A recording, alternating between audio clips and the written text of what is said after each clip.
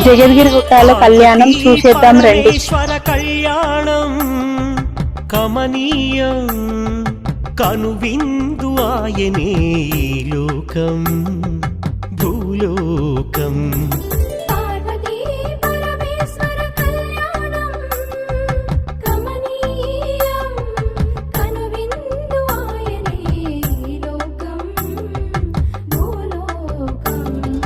పిల్లలార పెద్దలార ముక్కోటి దేవతలార చూడగరారండి తనివి తీరా.